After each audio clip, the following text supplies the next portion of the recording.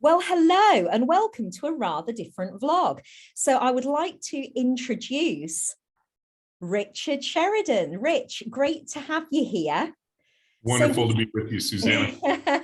So would you like to just share with our audience where in the world you are and what your passions are? Yeah, so I'm in our office in lovely downtown Ann Arbor, Michigan. And so we're in the middle of the United States in the Eastern time zone. Everybody knows Michigan from a map because it's the state that looks like a mitten surrounded by the Great Lakes. And my passion in life, in my work life, certainly is this idea that we can bring joy to where we work. And I know that's how you and I first got connected. Absolutely, yes. That you're absolutely right. That was our point of convergence, right? About this mission to bring joy. And yes, so for those of you who don't know me, I'm Susannah Chambers. I am an Agile coach by day and many other things outside of the day job. But the uniting factor across my entire career portfolio is the mission of bringing joy.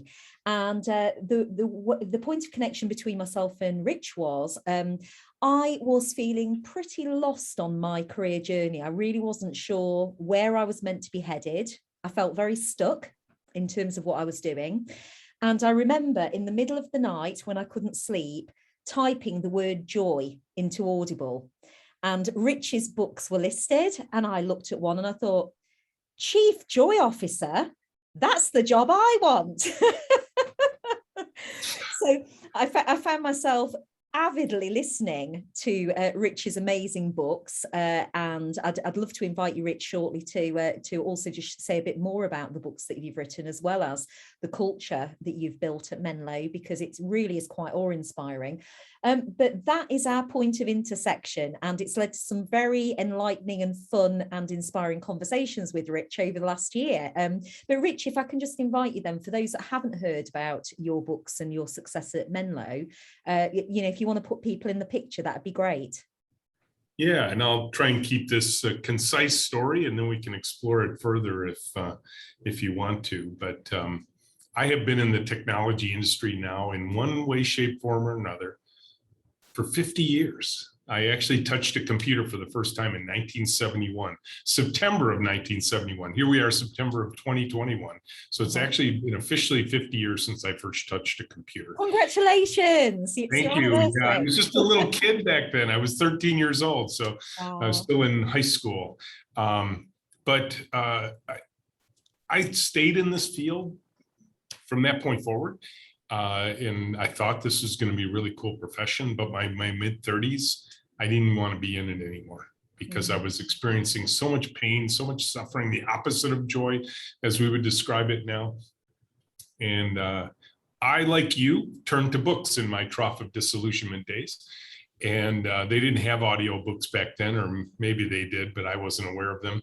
But I started reading physical books, Peter Drucker's books on management, Tom Peters' books about excellence, Peter Senge's books on the fifth discipline and the art and practice of building learning organization. All of these books were inspiring me, giving me hope that there was a better way of doing things that was customary. And my career continued on this wonderful trajectory, even though my heart was breaking because I just didn't want to be in the industry anymore.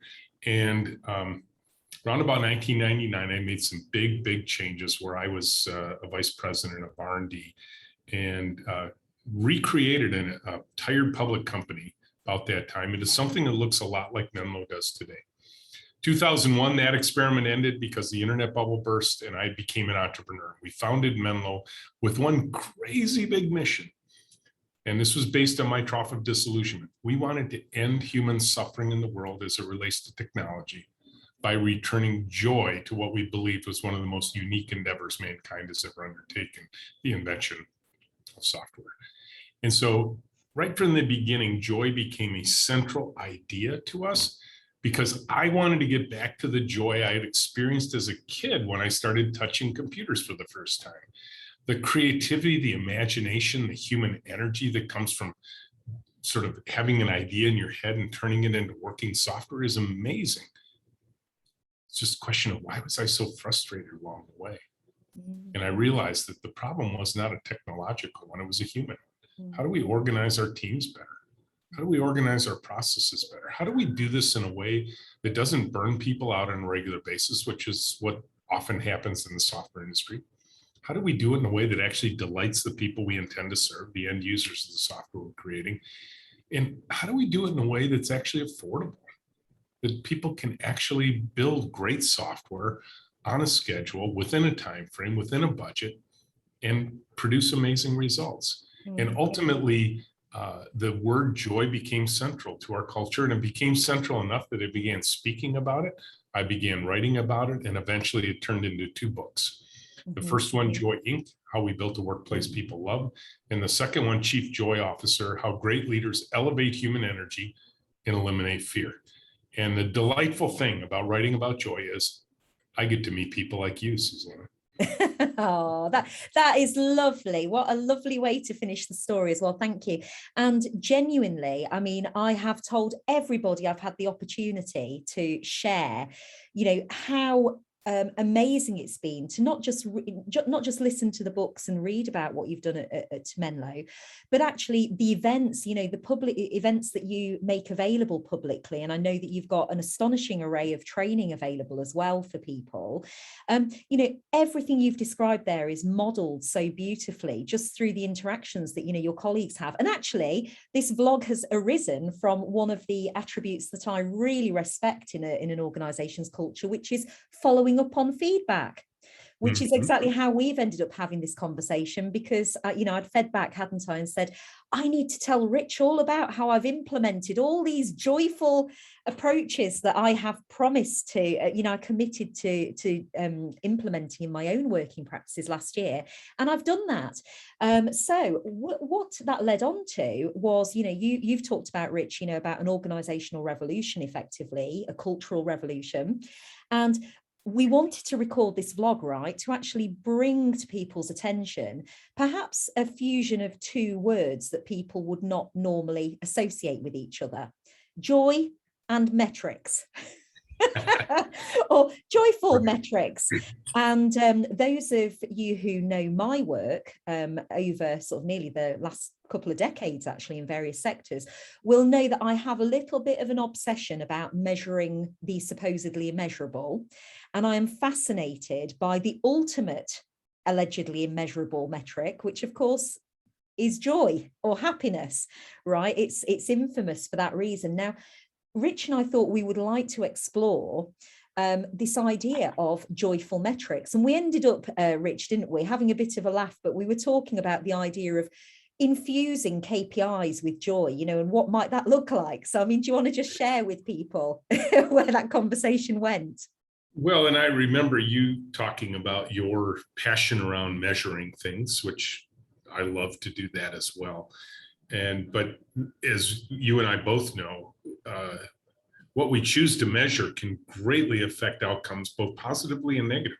If we end up measuring the wrong things and holding people, call it, accountable to the wrong kinds of measures, we can produce disastrous results, even if the intention was not to do that.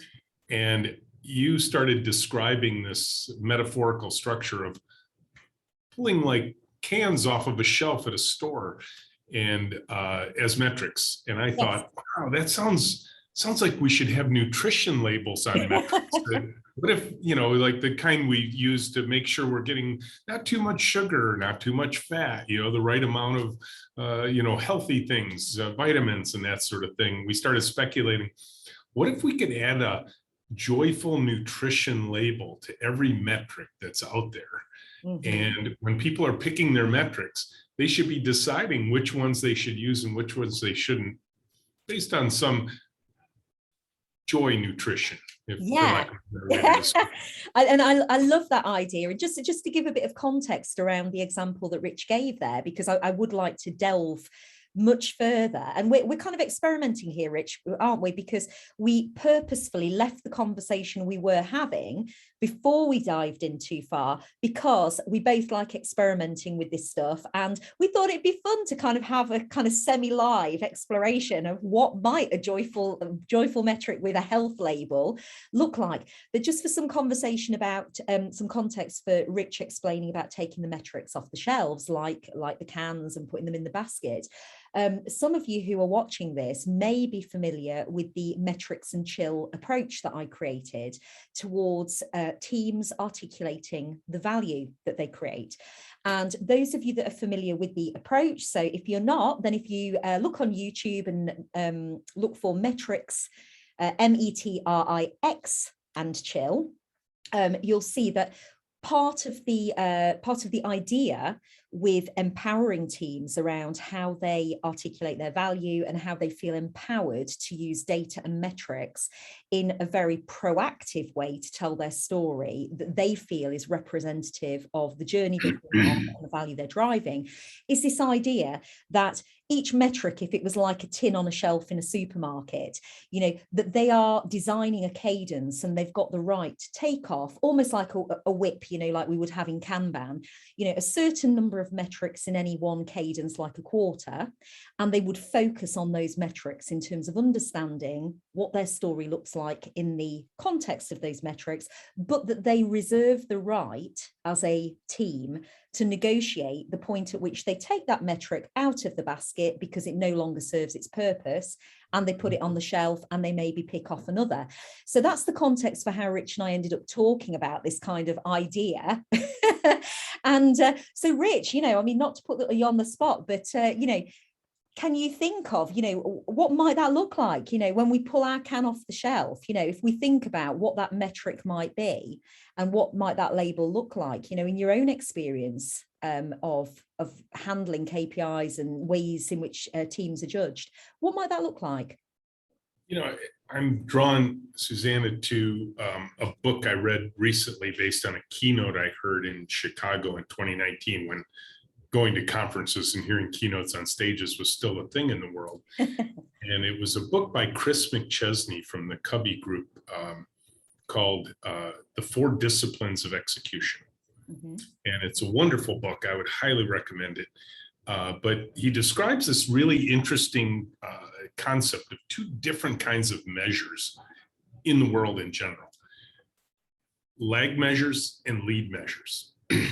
And lag measures are the ones we typically use in business organizations. Mm-hmm. You know, what's our revenue this quarter? What's our earnings per share? What's our, you know, all the different things we can measure. And the trouble with lag measures, there's nothing wrong intrinsically with lag measures, but they're all looking in the rearview mirror. Yeah. By the time we measure them, there's actually nothing we can do about the measurement. They are what they are. Yeah. Right. And so we can either be excited that we exceeded some lag measure we were targeting, or we are disappointed because we didn't make it. And typically, organizations have taken a stance that says, well, we're gonna put this lag measure just out far enough so that people will never actually achieve it. And the trouble with that, the trouble with those kind of gap type of approaches to leading people is it creates a lot of fear. And, you know, fear and disappointment, I would suggest that just like fats, cholesterol, and sugar should on our nutrition label, let's take fear, frustration, and disappointment and make those as little as possible. We'll probably never be able to get rid of all of them, or the measures would probably be very bland, but if we better keep those at a low level. Now, okay. So sorry, Rich. So just so I'm visualizing it, okay? Because right now, you and I are in a product design lab, right? We're building our nutritional label of joyful metrics. So you've just described that's in the red, right? That's in the red. Okay. Yep. So what else have we got? Yeah, and then the other measures that Chris talks about in the 4 disciplines of execution is lead measures. Mm-hmm. Right. And these are interesting ones because the concept behind a lead measure is something actionable now, today. And if I didn't do a good job on it yesterday, I can come in today and do a little bit better job today. And the belief is that if we have some lag measure we're getting to quarter by quarter, year by year, we're going to get there. We're going to believe we get there through this constant application of a lead measure that's, and again, I'm now, you and I are speculating about what would this nutrition level look like. I think lead measures they're small, they're actionable. If we did a poor job on them yesterday, we can do a better job on them today. They're not fear-based. They're often activity-based. They are measurable. And so I'll give you an example in my personal life where this played out remarkably well. I have a son-in-law who is also my personal fitness trainer. Oh, wow. Okay.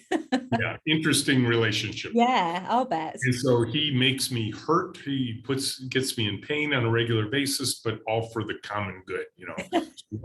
My leg measure is I live longer. I have a happier life, all that kind of stuff. Sure. So he would put me on a rowing machine every time we worked out, 2 or 3 days a week. And I chose, just because I'm a numbers guy, I chose a leg measure that says I'm going to hit 1,600 meters on this rowing machine in 5 minutes, which even for just general pop, if you're not a sports, figure, that's a lot. Rich, if you notice me looking at you blankly, that's because I am not a fitness person. Yeah. So I'm not even going to try. Imagine you're on a machine and you're pulling this cable and it's simulating rowing a boat down the Thames, for example, right? You're just pulling on this. Well, you're simulating that activity.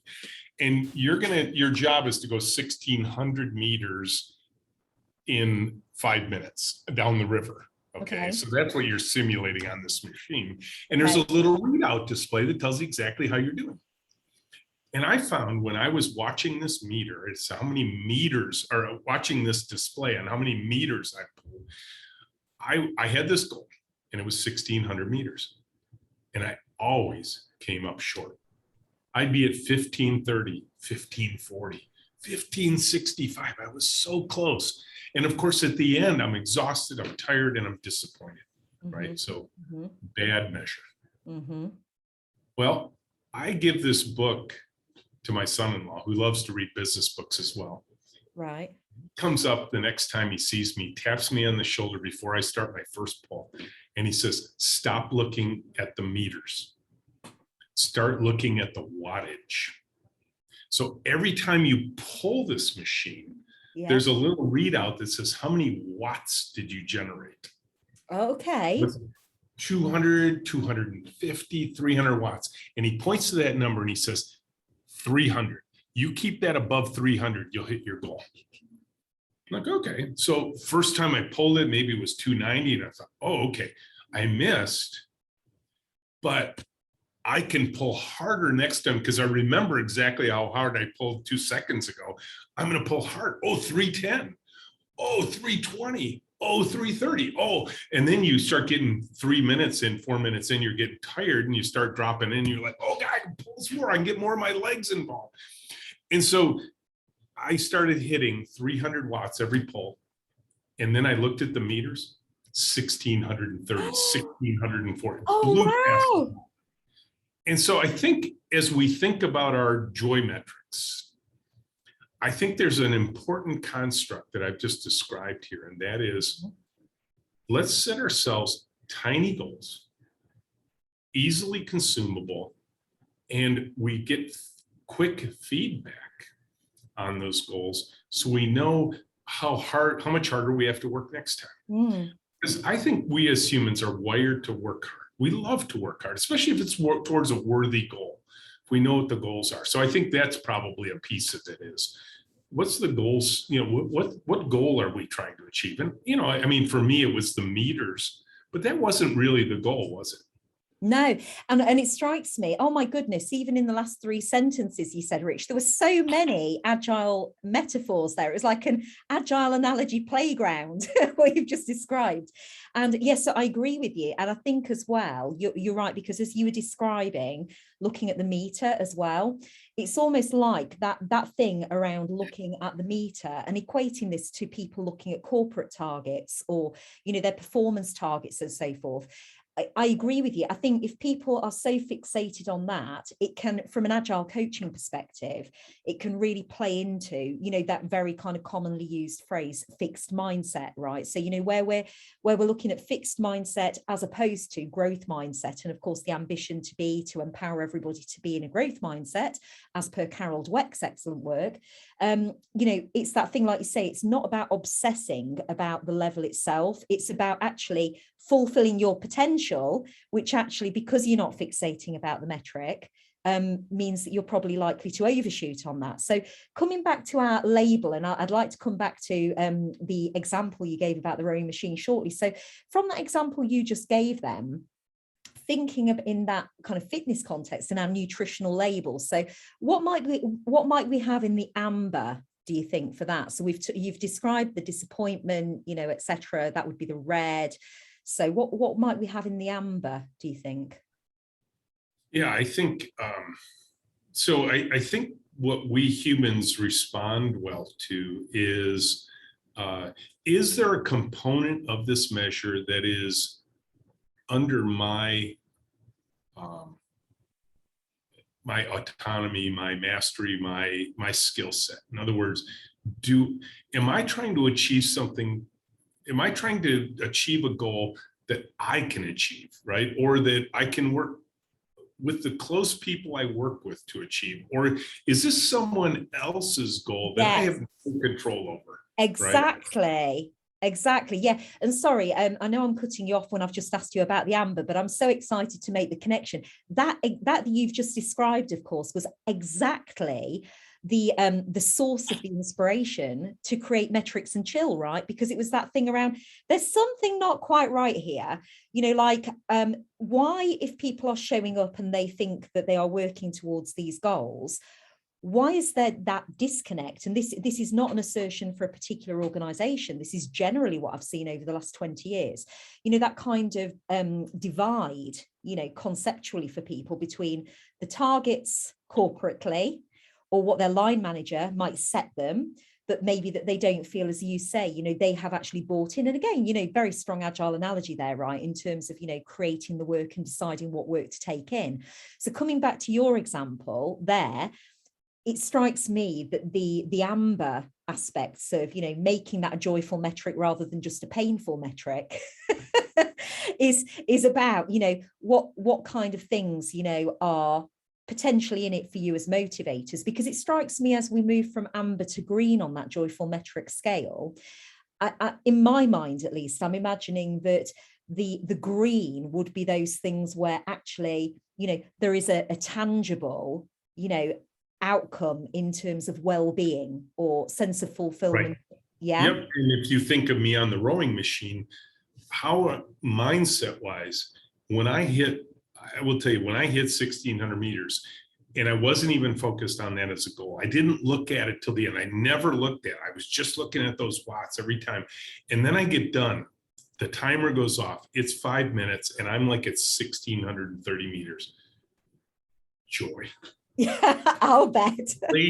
Right? Accomplishment, right? What is that sense of personal accomplishment inside of what I did? And how does that accomplishment, I think this is really important in our green zone here, how does that accomplishment fit into a much larger picture? Mm-hmm. So for me, I mean, why on earth am I going to a workout place at 6:30 in the morning when I could just be laying in bed? I don't know, Rich. Why are you? And I'll tell you, for me, it's a very simple formula. It's the same thing I do when I get on a treadmill. I have got now 4 little granddaughters. Mm-hmm. Miller 6, Hayden 3, Kiki and Coco, their nicknames, are both 20 months old. Oh, Okay. bless. Twins. 4 delightful little granddaughters who every time they see me either in person or on an iPad are like, pop, pop, pop, pop. Well, I will tell you, hearing that is exactly why I get on that rowing machine. Because there's 2 things for me. Number one, I want to be there for them. I want to watch them grow up. And I don't want to be grandpa in a rocking chair who can't go out and run and play with them, because that's what they want me to do when they see me. They want me to hoist them up, throw them up in the air, run down a track with them, chase them around the house like a monster, all that stuff, right? That's why I do this. So Yeah. yes, there is tangible pride and benefit in the exact moment when I hit those meters. But the green zone for me is the joy of the life accomplishments, the sense of well-being, personal, physical well-being, and quite frankly, mental well-being, of being in good shape, of feeling like I'm capable of doing things, feeling like I can still be active with my such younger granddaughters and that sort of thing. Feeling like I'm a good example for my kids. Well, I'm going to live to regret this potentially, but I have to admit, I'm feeling another commitment to you coming on to make a change in my life, because I've got 3 children, and it's that kind of thing where, like you say, when you go and you do something like that, you're getting, often unspoken, undocumented feelings and feedback, which would put us in that green zone, right? But it's also interesting, I think, from what you've described, because clearly, not that I'm equating your granddaughters to being customers, but if we're using Agile terminology, as in, those that we are seeking to bring joy to, right? That thing around delighting people. Absolutely. In that example you gave, that was your granddaughters. For me, in terms of my application of things like the personal agility system, for me, it's very important to me that I am the best mum I can be to my children as well. And I think that kind of mentality and that resilience that you're talking about, to see that process through, that actually will impact, it will have a ripple effect, right, on all of the other metrics. Because like you're saying, if you're mentally in a good space, the chances are you're going to see some of that green coming through on other metrics, and also in terms of customer experience, that end user, so to speak, it's going to have a knock-on effect, right? But I mean, I'm interested in this, of course, from a scientific point of view, and I'm sure if you and I were collaborating on something as an experiment around this, I'm sure we who knows, we might take this analogy further and experiment with it. Let's see. But let's put some probes in our brain. Which part of our brains are lighting up. But if I may, I mean, I was joking about the fact that I'm not a really really into fitness person. I mean, I do enjoy doing fitness classes, but let me let you off the hook here, Susannah. I wasn't either till about 10 years ago. So that's reassuring. Just so we're clear, I was out of shape. I was overweight. Here was the really crazy moment for me. I was about 44 years old, and my knees started bothering me, like really badly. Like I couldn't run anywhere anymore. Couldn't even run across the yard with the dog or the kids at 44 years old. And I went to my doctor and I said, "Doc, my knees are bothering me." And you know what he told me? Remember, I'm 44 years old. He goes, "Oh, Rich, that's just what happens when you get older." What? Wow. No. And this was, let me tell you, this was a really good doctor. He was one of the best doctors I've ever had. And he's telling me, just get used to it. That's the way things are. You don't get your hopes up that you're, well, I will tell you, I got to the point as I changed my lifestyle and got into working out with my son-in-law and others and self-motivating myself to do things, that I got to the point where I was running 15 to 20 miles a week. That is amazing. Well, if I may, I am going to attempt to not match your Metrix example, but I've realized there is a slight fitness connection to the example I'm going to give here. And again, I know we've spoken about this, the fact that one of the aspects of my career portfolio is I am a professional musician. And that brings me so much joy, you know, singing. I mean, basically, if I ever have a cold and I, you know, can't sing properly for 2 or 3 days, I literally feel like I have had a personality transplant. I feel like a different person.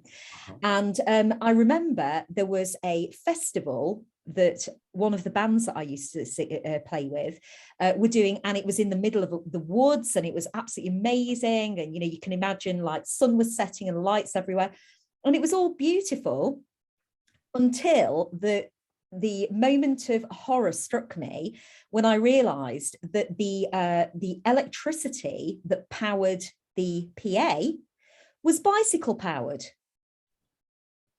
So we were on this stage. I was on the stage with my double bass and the microphone, and then the guitarist was with me. And there were about 50 people in this clearing in the woodland. Okay.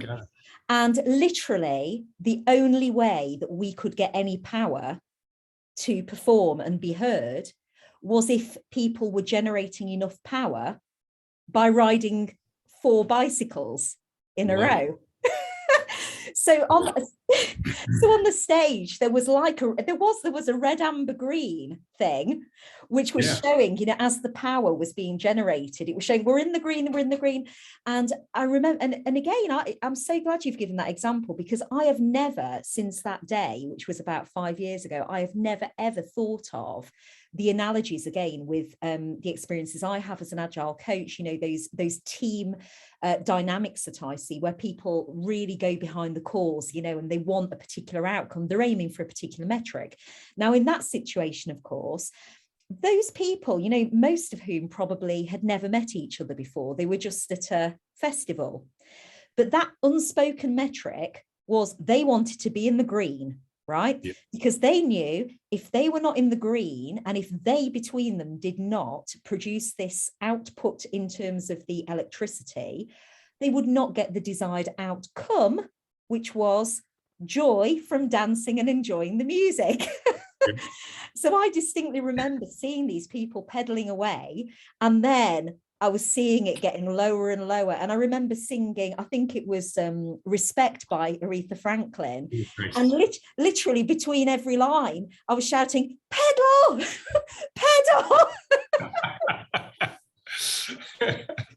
You know, I love that picture, because my guess is there was a feedback mechanism between your performance, their output, and your performance, which are the best kind of metrics. And this is where I think in the green zone, what I would talk about is the fulfillment metrics, right? Because I always talk about when people ask me, like, where did joy come from for you, Rich? At first, I thought it was just the technological stuff. I thought, oh, you know, I'm so smart. You know, people are amazed at what I can do with software and all that kind of stuff. And I realized, no, that's it. At best, that's in the amber zone, right? Being able to bring my brain to work and have it work on hard problems and create problems, that's interesting. That keeps me energized. But the green zone for me was when people came back later and said, wow, you got to work on that. That's so cool. I love what you did. Your work made my life better. And anything that we put in a metric that's in the green zone, darn well better fill that part of it. Because I think, you know, this idea that we as humans are wired to work together on things that are bigger than any of us individually is a key element of what fulfillment looks like. And I think if we start picking metrics that are more fulfillment based, when we talk about joy here, we're talking about the joy of delighting the people we intended to serve. Exactly. Joy to the end users. Interestingly, not the people who pay us for what we do. We are contracted by firms to design and build software that will one day be used by people who don't even know who we are. But when we hear back later that those people are using the work that happens in this room every single day, and they come and they find us somehow because our name isn't even on the software we create, and they're like, Menlo, I love what you did. Thank you. You made my life better. This is so much better than anything I've ever used before. That is right in the green zone for us. That metric, however you would picture it, measure it, that even that anecdotal evidence that we ended up changing the lives of people we intended to serve. Wow. Exactly. No, I mean, I completely agree with you. And I suppose, coming back down to earth, although you've done amazing things at Menlo, I mean, the stark reality is, right, we know that for so many organizations, there is that big divide still between what you've described and what you've applied at Menlo, and actually what that reality of how people experience Metrix day to day is, right? So in terms of, our shared mission, dare I say it, if I may be so bold, as to revolutionize the world of Metrix, to be more joyful, and capture that sense of fulfillment, whether it's a red, amber, green nutritional label, whatever format. What do you think? Are there any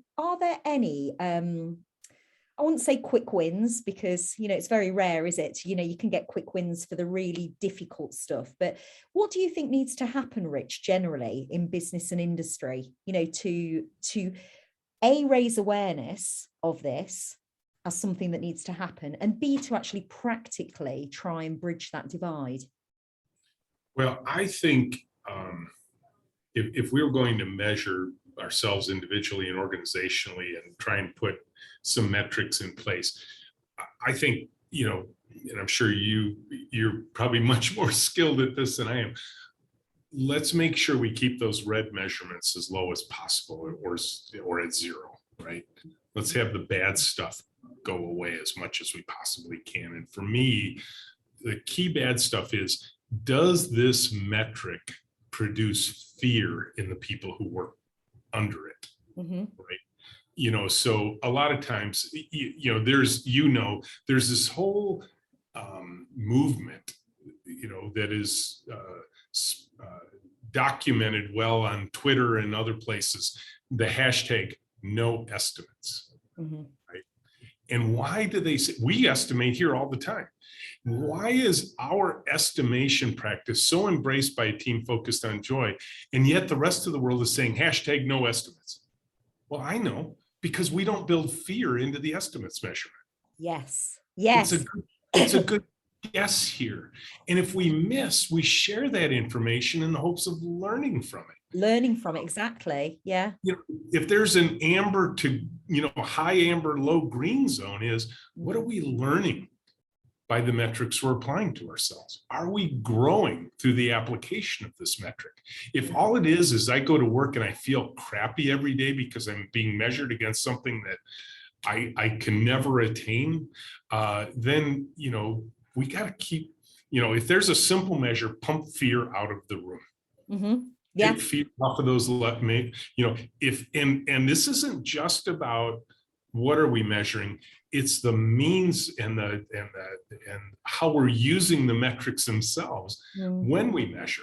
Are we using it to beat up our teams? Are we using it to make it feel bad? Or is this metric going to produce the adrenaline and cortisol in our bloodstream versus endorphins?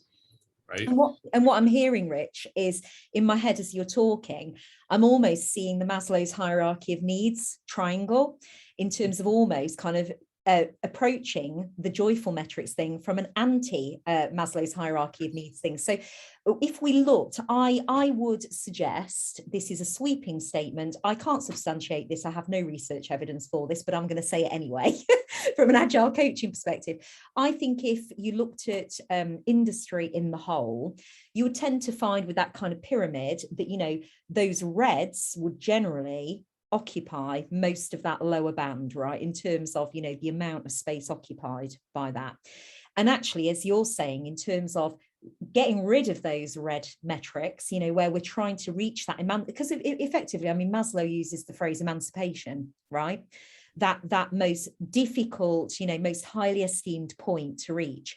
And that, of course, with joy and any metrics that would evidence that journey towards joyfulness, that is effectively what we're going for, right? We're wanting to put people in a position where they're not having to climb so far up that pyramid that they can't feel fulfilled, that they can never reach that green zone at the top, because there's so much, like you say, there's so much red to wade through like a swamp. You know, they never actually get to the amber or the green. So yeah, I continue to believe that there is a way forward with this. It's very hard, isn't it, sometimes, in a very cynical world? Well, it's hard for all of us because I'm guessing you, like me, we were brought up in fear-based metrics. Mm-hmm. Yeah. Right. And when you're brought up in that environment, you assume that's the only environment there is. You can't even imagine that there's a different one because you've never experienced it, right? We've gotten to experience it here at Menlo for 20 years, so it feels as natural as anything can be. But when people come here to visit from all over the world, and they see it, their minds are like, whew. I mean, we had a group here once, Susannah, this was just mind-blowing me, from a very well-known company that I think has a pretty darn good culture inside of it. And they're looking at our work authorization boards here that outline what are we trying to get done this week? Where are we at in the plan? Where are we ahead? Where are we behind? How are we going to help each other as a group succeed? Which I think is an interesting element of a joyful metric, is what opportunities do we have to help others succeed, not just make sure we're succeeding ourselves. Yeah. And they're looking at this board, and they said this term that was just mind-blowing to me because they said it so effortlessly and without any compunction or sense of guilt or anything. They said, oh, this system you use here would never work in our organization. I said, why not? They said, because there's no throat to choke. Oh, wow. And I said, what? What was that term? They said, throat to choke. Every one of our systems and metrics needs a throat to choke. And I looked at him and I said, do you actually hear the words you're using right now? And they're like, what? I said, say it again. Throat to choke. I said, now imagine what that looks like. And all of a sudden it was like I opened their eyes for the first time in all of their years. I'm like, oh my gosh, you're right. That's a terrible phrase, isn't it? Yeah. Oh, we God. should never say that, right? I mean, so I'm going to choke you, right? I mean, you want to talk about red zone KPIs? Like your KPIs would never work in our organization because we couldn't choke you over them. That is horrifying. Gosh, right? And this was like, and then when they said it the first time, they're just, oh, we don't have a throat to choke. It was like that was a common phrase throughout the organization. Throwaway comment. Yeah. Oh, well, as always, it's brilliant to hear about you shining the light on it and holding the mirror up. So well done. And I'm sure that that will have helped with their greens by you reducing the reds. So just to kind of wrap up, Rich, thinking about this revolution we want to have around metrics and joyful metrics. Okay, so infusing organizations with joyful metrics. What would your message be to the world then? Just to wrap us up, where would you like to kind of leave that conversation now for people to think on? Yeah, I think if you consider the challenges we face as humanity, and technological or otherwise, there are very few, because they are so complex, that can be accomplished by individuals. Right? We need teams of people working together. That's what inspires you every day in your work. That's what inspires me in running this company, is how do we get teams of people working together? And I would suggest to people, as they consider their metrics, and as they consider their nutrition labels around metrics, one central measurement should be, are we creating competitive metrics inside of our organization where the only way I win is for someone else in the organization to lose? Right. Okay. Yeah. And we need to make sure we're pushing those metrics off the table. Absolutely. Because you will never, ever get true, trusting relationships that spawn teamwork in the truest sense of the word if every day I come in, my job is to look better than you. Well said. Well, Rich, when we finish this vlog, I am going to treat myself to a glass of Prosecco and drink to our mission. And I am absolutely, one other thing I will commit to, whether you like it or not, I'll sit on the doorstep if you won't let me in. But one day I am going to make it over to Menlo, because I really, really want to see firsthand the amazing work you do. Thank you so much for being so generous with your experience and your reflections, and for being just really fun to chat with and explore with. And let's hope this is, just one in a series of a number of conversations, Rich. Thank you so much. Really appreciate it. Thank you, Suzanne. I think we're on to something here. Let's keep going. Okay, then. Take care. Thank you. All right. Bye-bye.